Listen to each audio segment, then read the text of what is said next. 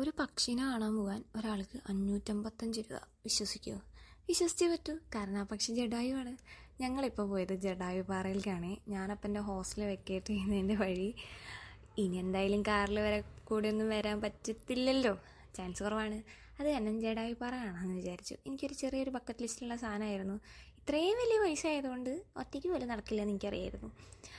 ഇതാണ് ടിക്കറ്റും കാര്യങ്ങളും റേറ്റൊക്കെ. നടന്നും പോവാം, അല്ലെങ്കിൽ മറ്റേ റോപ്പിലും പോവാം, കേബിൾ കാറിലും പോവാം. സോ ഞങ്ങൾ കേബിൾ കാറാണ് ഓപ്റ്റ് ചെയ്തത്.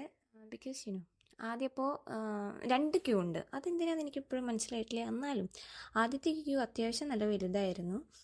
കുറേ നേരം നിന്നു, ഒരു 1 അവറിന് അടുപ്പിച്ച് നിന്നിട്ടാണ് ആ ടിക്കറ്റ് കിട്ടിയത്. പിന്നെ അത് കഴിഞ്ഞ് മുകളിലും വന്ന് ഈ കേബിൾ കാറിനുള്ളത് വേറെ എടുക്കണം. അത് കുഴപ്പമില്ല, എന്നാലും കയറി കാണണമെന്ന് ഭയങ്കര ആഗ്രഹമായിരുന്നല്ലോ. അപ്പോൾ പിന്നെ എന്തും നമ്മൾ സഹിക്കും.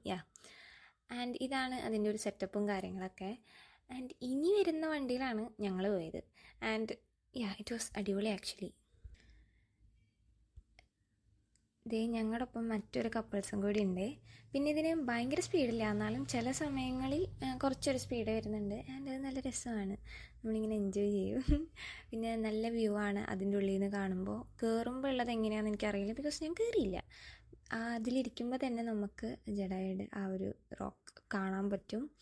അതും കൊള്ളാം. അവിടുത്തെ സെറ്റപ്പും കാര്യങ്ങളൊക്കെ നൈസാണ്. ബട്ട് ആ റേറ്റ് എനിക്ക് ഒത്തുപോകാൻ പറ്റുന്നില്ല. എന്തായാലും KTDCയുടെ ഒന്നും അല്ലാന്ന് തോന്നുന്നു. This is my parents.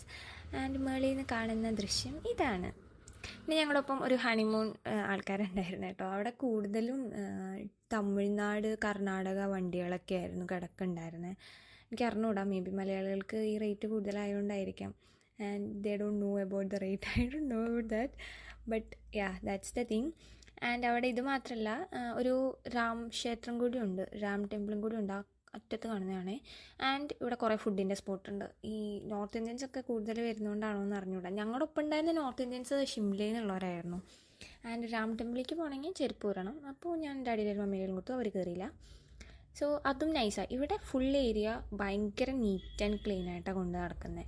അതിനിപ്പം മഴ പെയ്തുകൊണ്ടാണോ അല്ലയോ എന്നൊന്നും അറിയത്തില്ലെങ്കിലും നല്ല ശരിക്കും ക്ലീനായിട്ടാണ് കൊണ്ട് നടക്കുന്നത്. അതിനുള്ള സ്റ്റാഫ്സും ഉണ്ട്, എല്ലാതും ഉണ്ട്. ഞങ്ങൾ കയറുമ്പോഴും മഴയുണ്ടായിരുന്നു, ഇറങ്ങുമ്പോഴും മഴയുണ്ടായിരുന്നു.